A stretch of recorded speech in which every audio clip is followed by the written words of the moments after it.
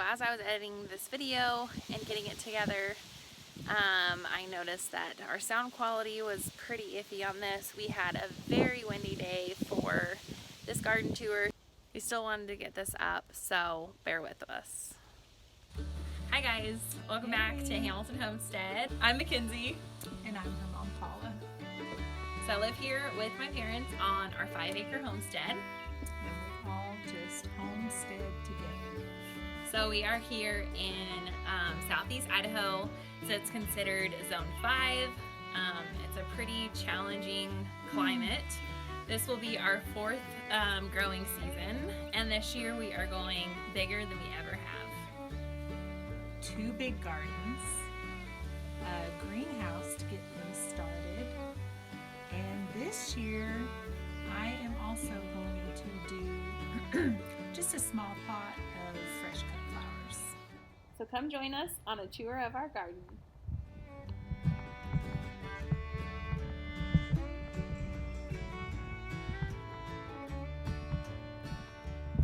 So here I decided to do a cabbage patch. I thought that would be super cute to have all of our cabbages together. This right here was just a quick experiment to see if we could get some lettuce growing while it was still cold, and we put like a bin over it. So as you can see, this didn't really do too well. It's not really growing, and I think it's just it got a lot of freezing temperatures. These you can tell are significantly bigger than the others. So for this one and the purple cabbage, we ended up using these walls of water that you can see behind this patch. Those you just put those around your plants and you fill them up with water, and it just keeps a constant temperature. It is definitely considered early in our growing season, so that's why you'll see a lot of our things are incredibly small. The things that are big were the ones that we transplanted out here, so we grew them under our grow lights, and then just about a month ago we moved them out here once the weather started getting warmer. Over here, my heavily sowed lettuces, we really enjoy just having baby greens, and so I just wanted to experiment with this big old patch of just sowing a ton of lettuce, and as you can see, it's coming along pretty nice. So then in this big old patch, these were a bunch of starts that I started under our grow lights, so that's why they're a pretty big size. So I have like a Tuscan kale right here, a few spinaches in the back that aren't looking too great, and then I have bok choys in this row. In the next row over, I have cauliflowers, and then there's a little gap, and you'll see the rest back there. Those are all Kohlrabis. We have never grown Kohlrabis before, so this will be the first year. I've never even seen them in the grocery store, so we've never eaten them, but I'm really excited to try those. They seem to be doing really well as these cauliflowers. In this patch, we actually have a video from a couple of months ago that we ended up planting these radishes and rutabagas under a clear bin. We just did this as an experiment, and they're actually coming along really nicely. We've already harvested some radishes, and this is the first time ever in a growing season that we've harvested something this soon, so that was really encouraging, extra motivation to keep on pushing. In this back portion, we have more kales, spinach. I did a few teeny tiny carrots. They're just like a quick carrot, so they're just kind of round like a radish. And then in this whole spot, we sowed a bunch more kales. We really enjoy snacking on those, so we wanted to grow more. So in this whole bed, I planted, these are all cilantro, which are looking really good, this one and the one at the front. And then I wanted to try a Brussels sprout. I grew a few more under our grow lights, but they didn't end up surviving, so I planted one out here. We also have some rogue beets, so that's kind of exciting. Those were from planting last year that didn't ever germinate, and those are coming up, so I kind of just left them to see how they will do. And then over on this side, I planted a bunch of shelling peas.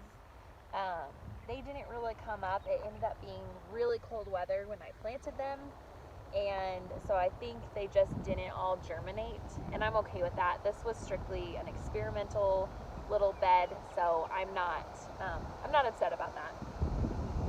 Then in this section we have two different kinds of kale. So this is like a curly leafed kale.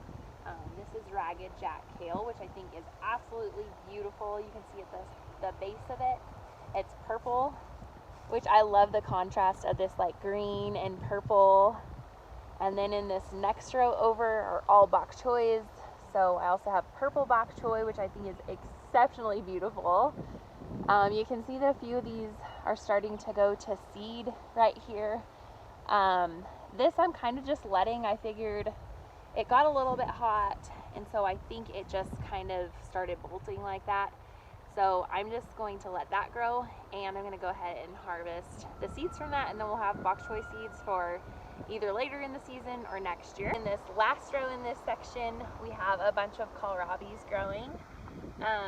So these actually went in before the other kohlrabis down further in the garden.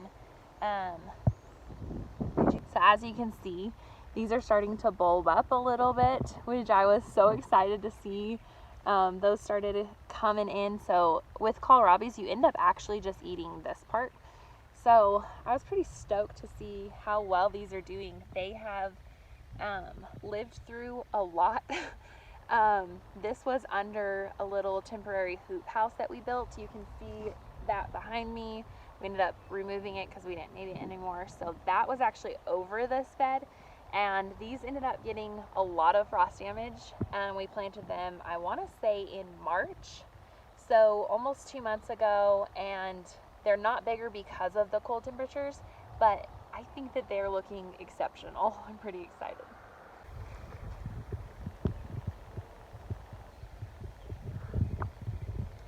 So these are all of our onions. We like to plant a lot of onions. We eat a lot of onions. And I still don't think that we can grow what we actually eat, but this year we're trying. So this, as you can see, these onions have straw around them. We've put some straw around some of them, and we're just kind of experimenting to see if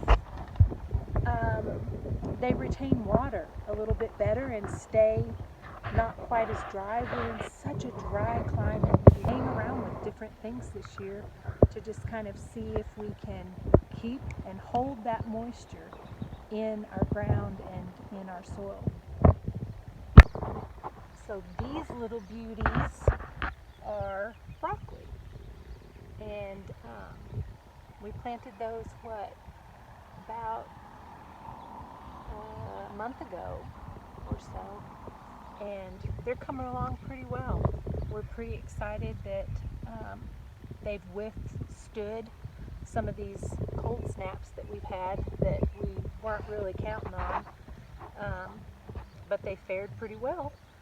So we'll see what they do. Hopefully they won't bolt and just kind of flower out and go to seed with the hot weather that's coming next week, but so far so good. So as you can see, this little one did not fare so well. So we did get a cold snap, and most of these broccolis did pretty well. These here did not do so well. We did have to come out and cover them with sheets to make sure that everything would survive a really cold night. And as you can see, some of them didn't do so well.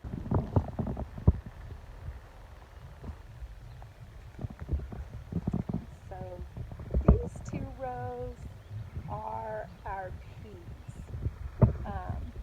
We just love peas. They are absolutely gorgeous when they're growing. And just to come out and pick those peas, we just eat them raw. We put them on salads. We just do like a real quick steam on them and eat them fresh in stir fries.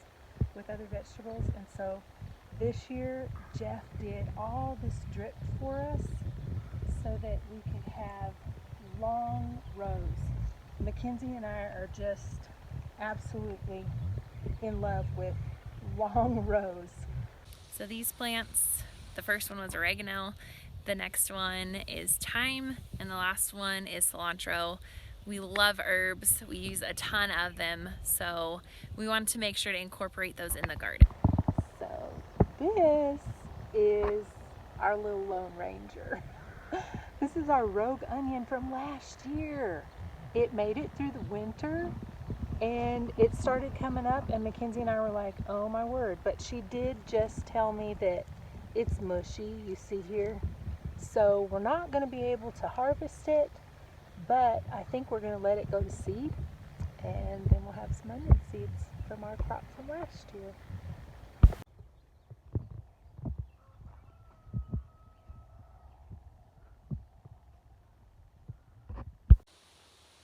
So this, oh y'all, we're so excited about this. Having a greenhouse has been pretty amazing. It's so exciting. So under here we have peppers and tomatoes that are already planted. So we're approaching the end of May, and our expected last frost date is May 31st. So This weekend. I went ahead and got these in a few days early. I figured they'd be okay since they're under a greenhouse. So under here we have Shoshito peppers, we have jalapenos, we have Ancho chilies, we have Poblanos, and then I have several beefsteak tomatoes, and then a couple cherry tomatoes. And cucumbers going in a pretty little tub that we painted, a little makeshift tub that we had. And I've got a ton of flowers started. So as you can see, I've got a ton of various flowers started. These are nasturtiums, and these were started, I mean, y'all, I'm learning. I've never done this before. And I think I planted these way too early. They're not faring too well. They have outgrown their little cups that I planted them in. They are lacking much nutrients due to the yellowing leaves, but I think they're actually pretty hardy, so I'm going to plant them and we'll see how they do. Some may last and some not. I've got candy tuft, I've got 10 stalks, I've got zinnias, I've got sunflowers going, I've got larkspur. Hopefully it will be a successful cut flower garden, but time will tell. I have a pineapple tomato that I ended up buying from a local greenhouse. It looked like it would be a really cool addition. I have a yellow beefsteak, a Cordy Boo, I think is what you say. It's an Italian type of tomato. That one's going to be a cool heirloom, very good for canning. And then I have a couple cherry tomatoes all in here.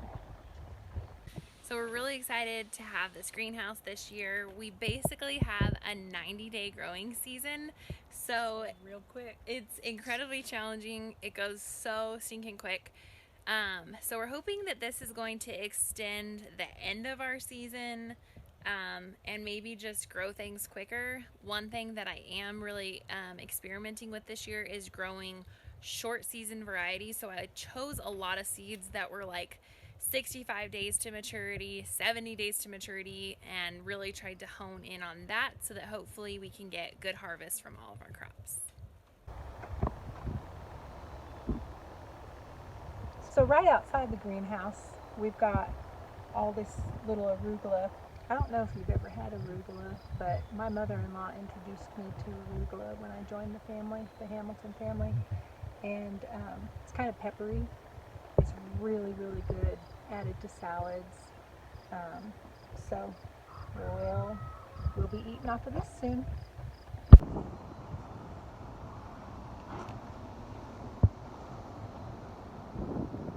So this is my mint patch, and This was already here when we purchased the house.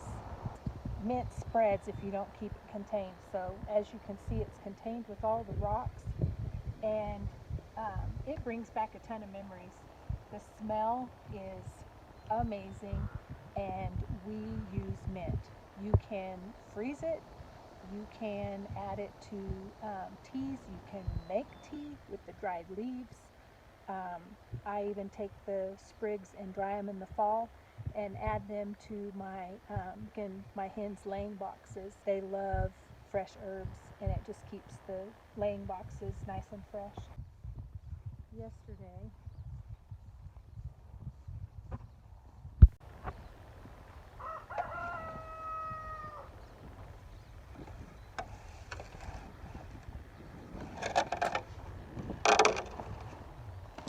All right, so this one, please forgive the mess.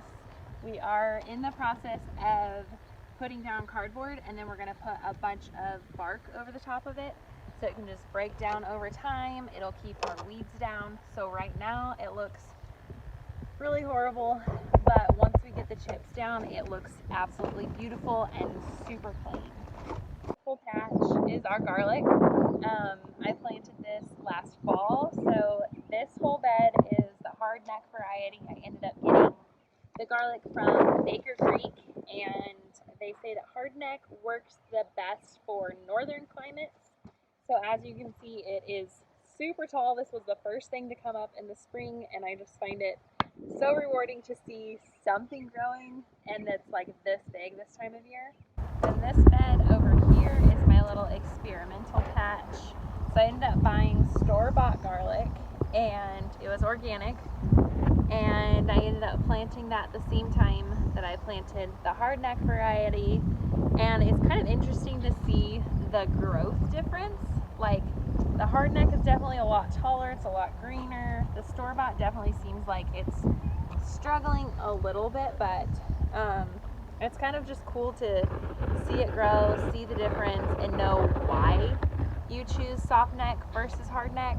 I kind of wanted to break the rules on this and just see if we could grow soft neck, and it is growing, and we'll see if we get a harvest from it. Bed, we ended up sowing some beets along the edge of it, and then we sowed a bunch of spinach all right here, so you can see they're starting to get their true leaves, these rounded ones. This I sowed a few weeks ago, so I'm pretty happy with how it is looking so far.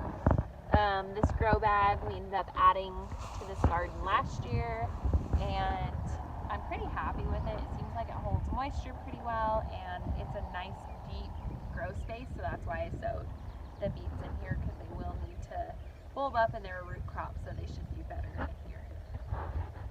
So this patch, we have potatoes over here, and then we have onions in these two rows, more onions. I ended up doing purple onions over here. So I grew potatoes in my first garden when we lived on the East Coast, and they ended up being my most favorite crop to grow.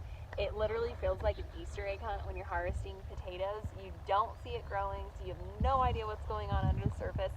And as soon as harvest season comes, you get to go and dig up these potatoes, and it is just the coolest thing to me. They grow so fast, and they're just a really rewarding crop. You can store them for a long time in your cold storage. So we ended up just doing these two rows.